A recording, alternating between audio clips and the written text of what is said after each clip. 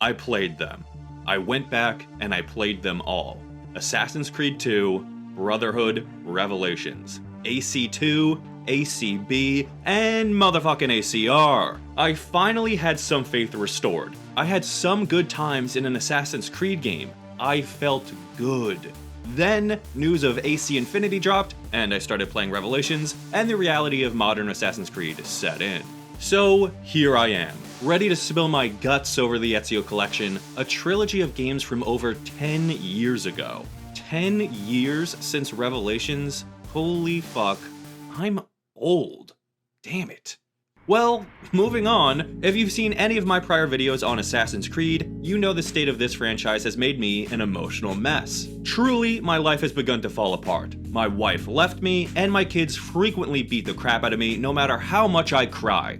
All because of these games. So, the least you can do is listen to my harrowing tale and learn something from my experience. Then, please God, tell me what that is. Bottom line, I said after playing Assassin's Creed Valhalla that I wasn't going to be buying an Assassin's Creed game unless I heard real good things, like stellar things, but some of you suggested I go back and replay these games. So that's what I did. There were some other suggestions, but the Ezio ones got the most love, and honestly, they're the ones I remember the most fondly.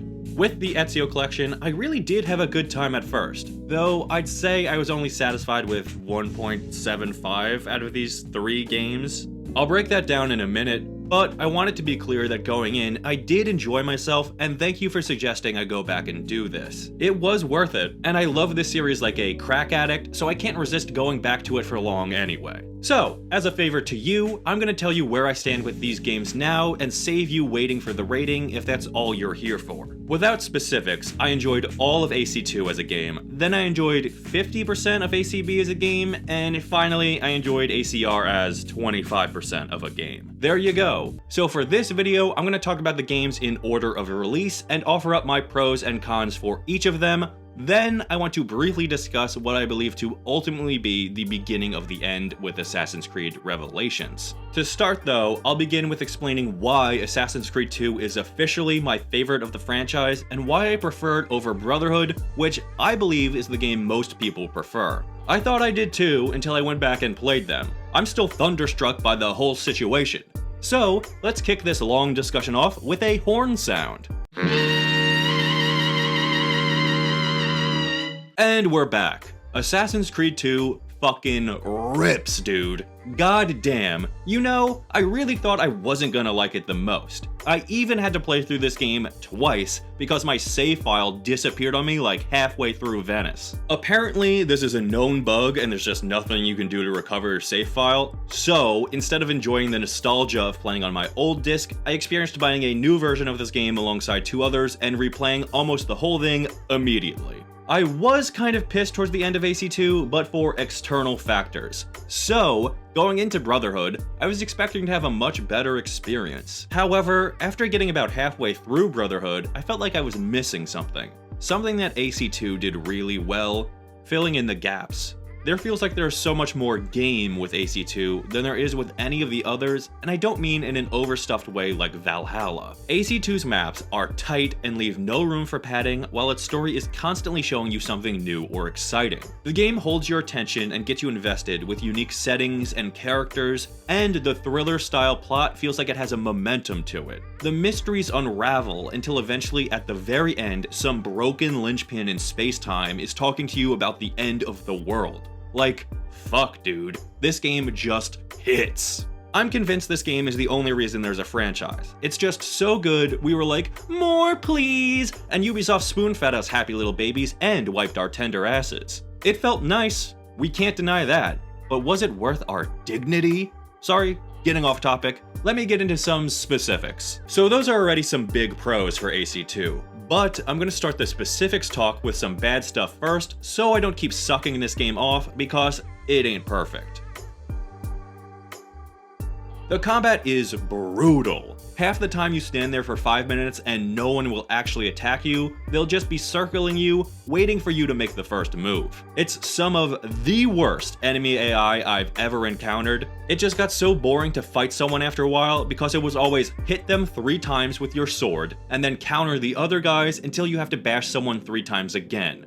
Lame, very lame. Also, I think there is a fair criticism that I'm not sure I necessarily mind, but would be a reasonable complaint someone could make. While personally I love the story and the sense of mystery it provides, the game doesn't give you many answers. The game is all about building mystery, mystery, mystery, but it ends with an even greater mystery. The only real mystery solved is that the Pope-to-be is the head of the Templars. We don't ever really understand what drives most of the characters in this game, we don't really get many explanations for the more sci-fi aspects, and we barely get any info on what Ezio's family history was like. I don't mind it, I think the sensation of the mysteries still really works, but I get that some people are more concerned with the destination than the journey, and if the destination is just the promise of more destination, I can get why people might think that would suck. It's not fair to compare this game to what happened to the series later on. It isn't this game's fault the franchise is still going and has a completely different identity, but the questions that were raised in this game can never be answered in a fully satisfying way by this point. It's dragged out too long, become too convoluted and yet extremely repetitive, and it did start here. So again, I don't think that can be pegged solely on AC2, but when you think of the mysteries of the franchise, they kind of all branched off into craziness because of this game. I don't know, maybe this was a weird con, maybe I'm a clown. Desmond Miles. Now, keep in mind, this is still Desmond early days. This is when the main present-day story pops off. We jump into this game with the quickest summary ever and are just launched full throttle into craziness, and the whole sequence ends with you going into Ezio Auditore's body at the bridge fight. Like, goddamn. Sorry, but the beginning of this game fucking feels good. Feels right. The pacing then falls off as you do some errands around town, but I don't mind that pacing shift either. How refreshing is it to just have one of these games move? Start from the jump in present-day action, leading into a dope character intro and present-day setup? There's a little too much walking in the beginning, I could give you that, but it's also like a 2-minute warm-up for the action of the Animus, since shortly after you're thrown headfirst into a Florentine fistfight. Plus, I'll say it, Kristen Bell looks good in this game. Those jeans, that mouth, even the soundtrack is fantastic. Listen to them songs and ponder the mysteries of histories. Fuck, I'm getting into it. Whoa! Whoa, I'm gonna blow! No! This is when the franchise could get away with being this historical conspiracy thriller type story. The franchise was so new, and information was being thrown at us everywhere we went. Like I said earlier, not all these mysteries get satisfying payoffs, but they still feel like they have serious weight in this story. The mystery behind the Templars feels like it has real stakes, but the answers are just out of reach. Ezio is uncovering a conspiracy spanning different cities across Renaissance Italy with whole new maps to explore. The architecture all had their own flares, and the cities their own personalities. It always felt like there was something new to see. It felt like there was a constant propulsion to this story that was driving somewhere you had to see the end of because it was getting crazy. Like I said, even the present-day story feels like it's developing pretty steadily in this game, which is personally the thing that always got me the most hyped in these early games. Yeah, the past stories were cool, but what was coolest to me were the implications those stories had for the future when Desmond finally became an assassin. That never really happened, but there is a promise in this game, and it's a really great one. What happened to Assassin's Creed 2 can only be compared to what would have happened to Star Wars if The Empire Strikes Back had been half as good.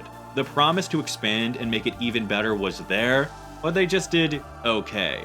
The characters and the story also really helped this game. Leonardo da Vinci is one of the most iconic video game characters in my life, which is such a weird sentence, but he was such a great character, and I feel like people have forgotten him a little. He is fantastic in these games. The characterization and voice performance are top-notch. He's just some dorky gay nerd who likes to paint the most famous things ever, who also invents cool gizmos for you, and decodes ancient secret organization texts in his spare time. And he's charming, and he and Ezio are friends. The player is like best friends with Leonardo da Vinci, and he's awesome. Think how lucky we are to have seen such a thing in a video game. This could have been so cringy and awful, but it worked. Rodrigo Borgia is also a cool figure. I think they drag out his identity a good amount and they reveal him to be a worthwhile character from history. The Spaniard is also a cool mystery name. Then there's Ezio. Ezio motherfucking Auditore. I love this guy. When I said AC2 launched the franchise, I meant it was Ezio. This game isn't this game without him. He has an arc, he grows up, he has a great personality, and an interesting backstory. This game covers the story of a punk teenager who seeks revenge for his family's murder and grows into a master assassin. It really is excellent to watch unfold. Ezio is also so hardcore at the start of his assassin ways. He kills a dude and then hangs his naked body in the town square for all to see. He's terrorizing the Templars. They'd never do that in a modern AC game. He's almost an anti-hero. Not quite, but he's pushing the boundaries of morality for sure in his quest for vengeance. The game also shows character growth from Ezio with his most famous line that the franchise then stole and gave to every other character. Ezio doesn't begin the game giving big deathbed speeches. We witness adolescent Ezio lose control and kill his enemies in a rage. It is Uncle Mario who tells him that he has to show basic decency and respect even to his enemies. That ultimately leads to how the final battle concludes, with Ezio allowing Rodrigo to live after everything he had been through, his whole life's journey. He let his rage and anger go, knowing that he won and Rodrigo lost. Ezio grows up in this game. He goes from a fresh-faced teen to a goateed master. And he's smooth as hell with the ladies. He's always sniffing around someone in this game. The guy is just so charming, and his characterization never gets much better because it never really changes after this, because this game nailed it. AC2 created Ezio, handled him the best, and gave him the most development. It has one full arc for Ezio, while the next two games feel like they have much less than that combined, which is why Ezio is a pro for Assassin's Creed 2. Brotherhood. For all the shit I've been talking, this game is pretty solid. It just didn't quite live up to the hype I remembered in my head. For this section of the video, let me keep the positivity flowing, and then we'll get to the cons after I gush a bit. Again, a pro of this game is that it does a really good job focusing in on Desmond. I actually think that this game handles Desmond the best out of this trilogy. It does a really good job showing us the impact that AC1 and 2 have had on Desmond, both in good ways, like the development of his skills through the bleeding effect, as well as his relationship with Lucy, but also in negative ways, like with his growing difficulty distinguishing himself from the past. From the start, the game picks out with Desmond and Lucy tag teaming a parkour level with some friendly flirting, which gives the whole squad access to set up shop in the dilapidated Villa Auditore. I thought it was terrific, and the only complaint I have about it is that there is nothing to do in the present day following this other than meaningless conversations, and you can track down some dumb items if you'd like. I think there are a couple of cool elements with the Ezio story in this game as well. I thought it was a bold move to feature the entire plot in one location, following a land-hopping previous 2 games, but I think the map of Rome is big enough and varied enough to be entertaining. I also thought that Machiavelli was an interesting linchpin in the story. The plot of the interplay between the assassins, whether or not Machiavelli is a traitor, is entertaining enough to carry the game. Things do get kind of bogged down with the French conflict toward the end, but it goes by pretty fast and the missions were at least unique. I also think the Borgias provide an interesting backdrop for the story. Honestly, this family was the Lannisters before Game of Thrones was big. You have the sibling incest and the powerful daddy. I always found the family dynamic to be creepy and something unique to this game. Speaking of brothers and sisters, I think it was a nice touch that characters from Ezio's first game were wrapped into this one, especially his sister, Claudia. She comes in as a key character around the city, and she even gets to join the family business of murdering people, which is nice. The two things that work the most for me in this game's story are the Christina missions and the overall vibe of the Assassin's Brotherhood. I think the Christina missions, or Ezio's repressed memories that you come across throughout Rome, were a really clever idea. This also allows for the retconning of Ezio's history a bit to give him more of a tragic backstory with losing his lover over the course of Assassin's Creed 2 because of the situation that he is in and coming to terms with that outcome. It's not a storyline you typically see in AAA titles, so I appreciated the thought and effort. On the flip side, they really do nail the Brotherhood vibe of this game. Seeing Ezio at the head of the Brotherhood feels really satisfying. It's a great place for this character to end up. The fact that you can recruit assassins to build up the Brotherhood, who you can utilize in combat or send on cross-continental missions, makes this newly rejuvenated Brotherhood feel ingrained in the story. Also, for no other reason than to establish atmosphere and invite the player into the world this game has so craftfully created, you can upgrade your recruits to full assassins in a sacred ceremony. I think this game does a fantastic job of letting the character of Ezio breathe, and allows us to see him in unique lights.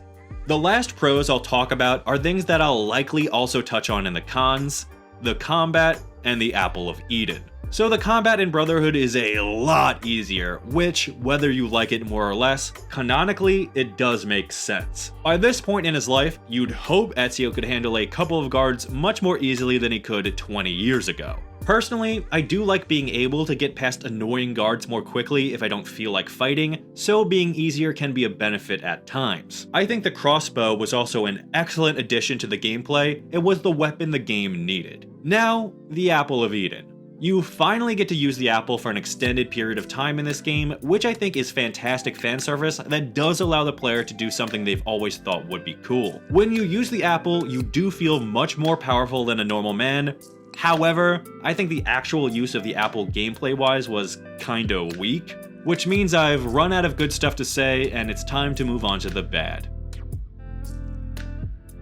I think once Ezio gets the apple, then the game kinda falls off. But let me finish talking about the apple gameplay first. It's kind of really lame. You have to charge the apple using Ezio's life force, and then it releases a pulse that either kills guards or gets them under your control, even though it happens seemingly at random. And you can drain all of Ezio's health for the largest pulse, but then he falls on the floor for 5 seconds and gets up and his health auto-recharges fast.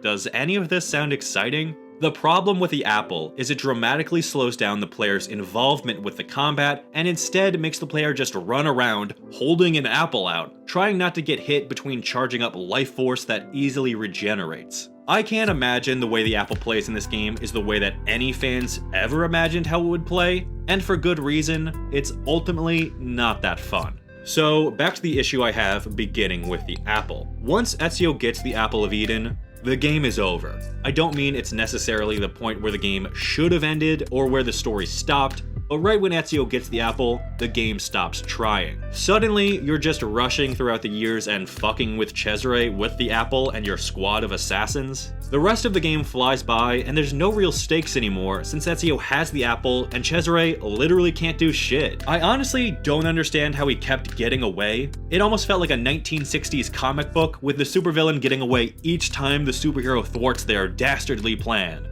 Like, darn you, Ezio! I'll get you next time! And Ezio's just like, we'll be waiting. Bitch, assassinate his ass. You could do it on a normal day, but now you have the power of the Apple of Eden? Come on, man, get that sister fucker. The plot moves so quickly that it's honestly difficult to follow exactly how things have progressed to the stage you find yourself in at the final level. I think the end fight with Cesare was decent, but I also don't feel that Cesare is a very interesting villain.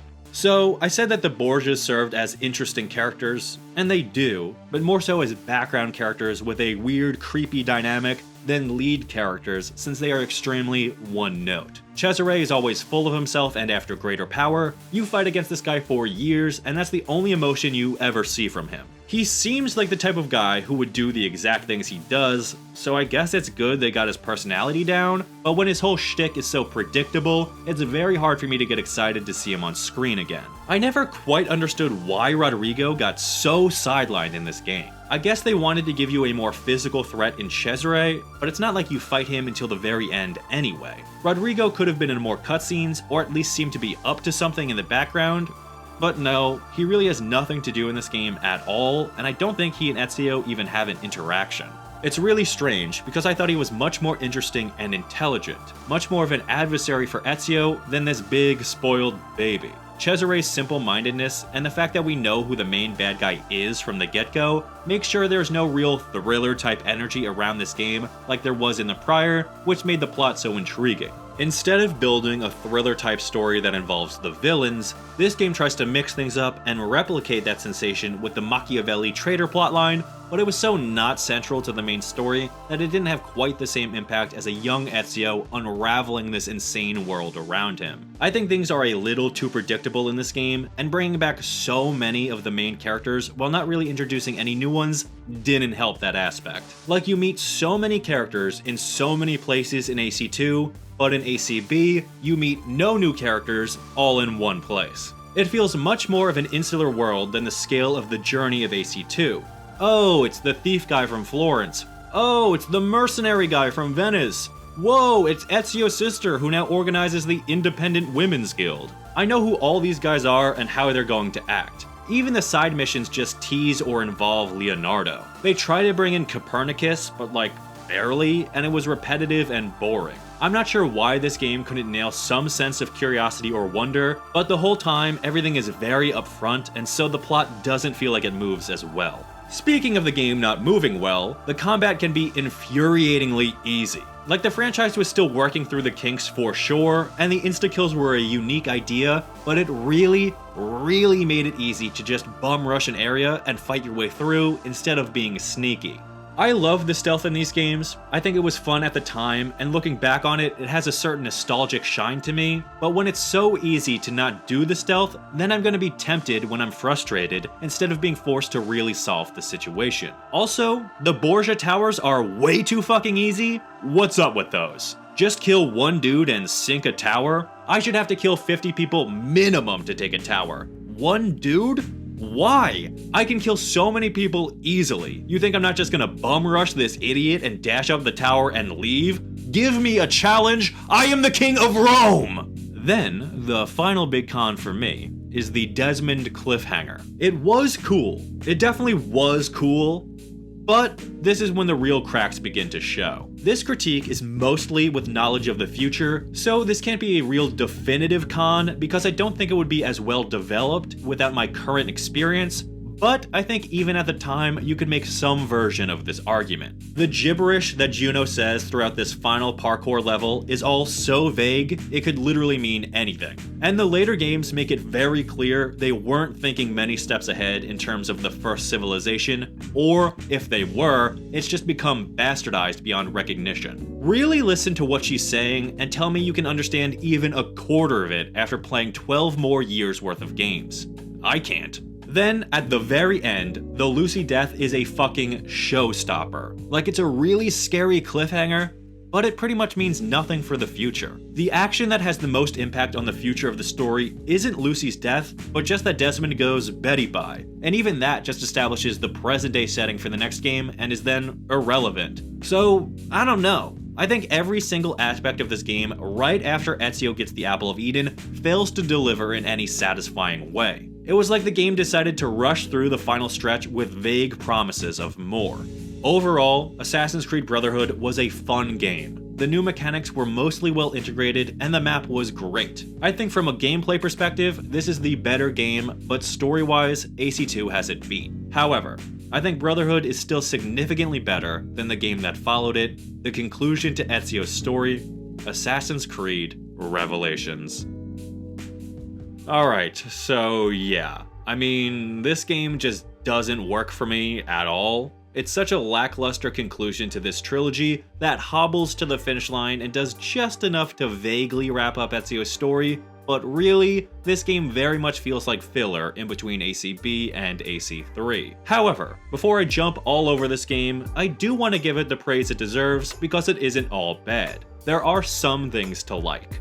First off, I love how this game picks up right away from Brotherhood and allows the player to jump back into Ezio pretty quickly after introducing Desmond to Subject 16 on Animus Island. That's actually something all three of these games do really well. They concisely summarize what you need to know from the prior game and then throw you into the action. The story of this game is set up really well right from the jump with a beautiful cinematic that reminds me how good the trailer was for this game, and the song for the trailer, it had me hyped back in the day. I think this game's story does a great job of framing how this is going to be both about Ezio and Altair. Desmond has to organize his fractured mind while at the same time Ezio is on a journey walking in Altair's footsteps to learn more about the Brotherhood. I think that's a clever coalescing of the franchise so far, since the seeds were already planted in AC2 and Brotherhood for Desmond's deteriorating mental state, and it makes narrative sense for Ezio at this point in his life. I also love me this older Ezio. I think it's really charming that we get to see Ezio past his prime, but still fucking around and kicking as much ass as he can. He takes some shit from the younger assassins like Yusuf, but you can also tell there's this reverence and respect for Ezio from his allies and from his enemies, who have all become very aware of his reputation. I also appreciate that the game tried to mix up Ezio's classic outfit by giving him a different flavor of costume, although I can't resist going back to the classic white and red. Similar to the dynamic that ACB established with the Christina missions, I also like the introduction of Sophia in Revelations. I think that her character and the relationship that Ezio develops with her is the best thing that this game does on a narrative level. Don't get me wrong, it isn't perfect or even groundbreaking, but for the final game of Ezio's story, it's nice to see the woman he's gonna settle down with in his old age. I like her as a character. She isn't super annoying even when she's stuffed into the craziness of the plot, and they do have a nice dynamic. Only complaint is that he is much older than her. The last couple of pros I have for this game are other new elements that the game introduced. First off, the game is set in an entirely new area. No longer are we simply roaming Italy. This story takes us to the European-Asian border at the thriving mega-metropolis of Byzantium, Constantinople, Istanbul, and I thought that was a great addition to the settings of the series. The city feels different than Rome, and while it isn't my favorite location in these three games, I appreciate that they tried something new. The other two new additions I want to speak on are related to gameplay: the Assassin Hideout Defense and the Hook Blade. I remember at the time that these were the two newest things being pushed in the marketing because really, they are the only new gameplay mechanics. Honestly, I think the defense mode plays like shit, but I do really like that it was a new feature, and I wish it was improved upon in future games rather than just being scrapped, because I do think it had a lot of potential. The hook blade pretty much became a meme, but I actually like the slight mix-up it adds to the parkour. I think it could have added a much greater variety of changes to the traversal, so it isn't the best thing ever, but I think it's fun, and the way it also plays into elements of combat help to keep things from feeling exactly like ACB. So that's really where all the pros for Revelations end, and I think I did a pretty good job milking this section for all it's worth. I really think I nailed just about every positive in this game, which is great because there's no way I'll be able to hit every negative. This game might as well be called Assassin's Creed Missed Opportunities, because God does this game whiff every single thing it has teed up for it. The Desmond retcon missions are boring as fuck, the ending of the game is meandering, and the story itself is so boring. There is really no concrete conclusion to anything in this game, and the worst part of it all is that the Altair flashback missions are pretty much dog shit. Let me reiterate, there are 3 main characters in this game, and not one of them is handled anywhere near adequately, which is pretty unforgivable since it's the last time we see Ezio and Altair, and the second to last game for Desmond as well. Oh, and they waste Subject 16. You know, the big mystery man they've built up since the very beginning. Well done, team. Let's start with Altair, shall we? So I think it's safe to say that Altair is a fan favorite. He's not the most dynamic character, but he is the original, and the lore the subsequent games built around him is interesting. There was a lot that could have been done with Altair, so the promise of seeing his story more fully fleshed out seemed like it would be a slam dunk. Wrong! There are about 5 Altair missions, and the reason I'm not even sure how many there are is because they are so bland that they're practically indistinguishable from each other, and the final one is just walking to a spot and then sitting in a chair. Finally, I get to see Altair drop dead in a chair!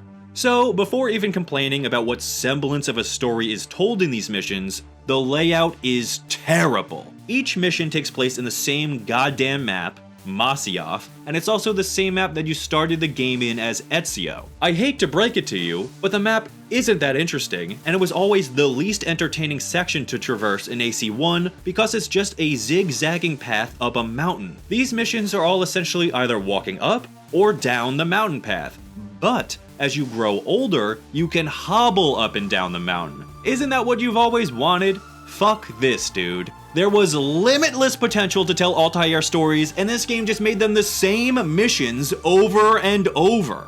Oh my god, and the story? It fucking sucks, and it makes me happy that AC1 stopped where it did because Altair's life becomes so aggressively annoying. The story just bounces around this one guy, a boss, who's the most annoying man on Earth, and for some reason, the entirety of Altair's life story that we are told in this game revolves around the various annoying decisions this guy makes. Shoot me in the fucking head. The mission where Altair's wife dies is so laughably bad that it was the breaking point for me. I honestly don't even want to talk about this anymore because it frustrates me so much, so I have to move on. The Desmond levels are also kinda dumb as fuck. I'm talking about how this game has 5 mysterious, completely skippable levels on the Animus Island that Desmond can do, but really, it's just bland narration over weird cubes that retcon Desmond's backstory. Kinda weird, kind of a waste. I think it could have worked if these were like regular gameplay traversal missions playing as Desmond that were trippy and were designed similarly to the memory that Desmond was coming to terms with. For example, he has a memory of the farm, or whatever, where he was raised as part of an assassin cult and then I guess just totally repressed all of those memories to the point of becoming a completely uninformed adult by the start of the first game. The mission where he's coming to terms with that memory could have been Desmond traversing some trippy farm setting. Instead, it's just weird cube manipulation in first person, and it all feels like a really boring minigame. This would have also been the perfect way to utilize Subject 16, who, if you don't remember, was totally wasted! He should have been involved in the Desmond missions as someone Desmond could have been bouncing off of, rather than in like maybe 4 or 5 cutscenes with no discernible character traits saying vague nonsense. I still don't think that's enough for Subject 16 after all the hype and everything he's been trying to tell Desmond for the last few games, but at least it's something concrete, something proactive, and he's right there on Animus Island doing nothing anyway. I think a simple rework of the Animus Island section could have really made things interesting. Instead, we get some weird Ryan Reynolds impersonator and a bland retcon extravaganza that serves to quickly explain away that Desmond's daddy is important big man. Lame. Finally, the Ezio story. Talk about boring. I just looked up the actual details of the plot to refresh myself and see if maybe I missed something or something went over my head that ruined my enjoyment of the story, but no. In fact, the 10-hour middle chunk of this game is summed up pretty succinctly in about 5 sentences, and there isn't a single other detail that I can really think to fill in what is listed there. The game is about as bare bones as it gets. You show up in Constantinople, meet the assassins, meet Sophia, reintroduce yourself to Prince Soliman, get involved in some awfully uninteresting succession dispute for the Sultanate that involves some fat forgettable Templar, all while collecting some keys that allow you to have the time of your life playing as Altair. The game really seems to be going through the motions by not having a single interesting side character or really any characters with personality or mystery around them. It felt like the developers really wanted to feature Constantinople, but didn't have any idea how to make the time period Ezio would be there in very interesting, so they did their best with some twists. And I use that term lightly because the main twist is it turns out the guy who's been a dick the whole time is bad. Whoa! I think the most symbolic moment of how little this game cared about the main plot comes toward the end of the game. Firstly, the plot unceremoniously kills off the one character with any personality, Yusuf, off-screen, leaving the assassins leaderless. So, in this harrowing moment for our heroes, with Sophia kidnapped by the Templars, Ezio pauses his pursuit and gathers the Brotherhood together to give a rousing speech. Then, he literally passes off the leadership of the Brotherhood to a no-name NPC. He literally just calls him Assassin because he doesn't have a fucking name! They couldn't have a named character if they were planning this? Like, This was a writing choice. This didn't just happen. They could have so easily set up a second in command, and Ezio could have promoted him, which would have been a nice moment for a side character. But instead it's, oh, Yusuf really trusted you, guy. You should really lead the assassins, buddy. And then the camera zooms in on this dumb NPC's face. It's so awful. This is symbolic of the whole game, really just phoning it in. When we finally arrive at the end of the game, nothing comes of the story or any of the characters involved. The worst part is that this game had established the groundwork to have a really unique conclusion, with all the stories converging on one point, and yet it just farts and then explodes. There was an easy opportunity that this game botched to have the three leads of the franchise so far actually speak to each other. There could have easily been a short conversation between Ezio and Altair, and then also between Ezio and Desmond. Instead, Ezio just kneels beside Altair's bones and speaks at Desmond, but Desmond apparently can't speak back at him. Ezio does reach out to touch Desmond, but that just leads to the triggering of some metaphysical cutscene for Desmond exclusively, so who even knows what was going on with Ezio during that? It just felt like there was no passion at all behind any of the characters or story. Also, I don't get what Ezio gained from discovering what was in Altair's chamber. I don't get why Altair even went through the trouble of leaving any of his memories behind. It seems like there was nothing we learned directly from either of the two assassin characters. Instead, their journeys just allowed Desmond to unlock a cutscene to justify the name of this game. At the very end, we are shown a massive info dump of First Civilization nonsense. Then, Desmond wakes up from his coma to see his daddy is there, and the game ends setting up the sequel. I think this is it. This is where Assassin's Creed really began to fall off. It's obvious to me that by the end of the Ezio Trilogy, the priorities over at Ubisoft had changed. I think Assassin's Creed 2 was a bigger hit than they ever imagined it would be, and the developer greenlit a sequel perhaps too quickly in order to capitalize on its success. Assassin's Creed Brotherhood really did have some interesting innovations and story beats to offer. It felt like the natural next step in the series and progressed both the present day and Animus plots in satisfying ways while introducing some promising new gameplay features. It felt like half the game AC2 was, but half of that game is still a good game. However, Ubisoft repeated the formula again with Revelations, which very much felt like a filler game to give the team working on Assassin's Creed 3 some more time, and that's a shame. I don't think that Revelations is awful. I don't think it's top 3 worst Assassin's Creed games, and it's also not filled to the brim with microtransactions or paid DLC. I do think that with this game, the Ubisoft team realized that they didn't have to try with their storytelling anymore, that new gameplay innovations weren't even what drives sales. The lesson they learned is that they could market the game with a new location, then conclude the story with the promise of more, and that would be enough to keep people buying these games. At the time, Revelations felt like an anomaly. A subpar Assassin's Creed game? How the mighty have fallen. But with Assassin's Creed 3 and Black Flag, the franchise bounced back without really losing a step. It's only after Black Flag, with the initial release of Unity and all the following games, that the cracks in the handling of this franchise were revealed, but if you look back on how Revelations was handled, the signs were there. So, those are my thoughts on the Ezio collection. Each game is about half as good as the prior game, with Assassin's Creed 2 easily being the best of the bunch, and gun to my head, the best the franchise ever was. I am happy that I went back and played these games. It was a fun nostalgia trip, despite the technical difficulties and the less than stellar elements I've talked about ad nauseum in this video. Since these were the cream of the crop that everyone recommended I go back and play, I am curious what other games in this franchise you'd recommend I revisit, if there even are any. I have fond memories of Assassin's Creed 3 and Black Flag, but it's been a long time since I've touched those, and they actually might suck fat ass. So please let me know what you think are the next best games and what you thought of the Ezio Trilogy. Well, that's about all of me I'd wager you can stomach. Thank you so much for making it this far into the video. You truly are a loon, and I've always thought you were the hottest out of all your friends.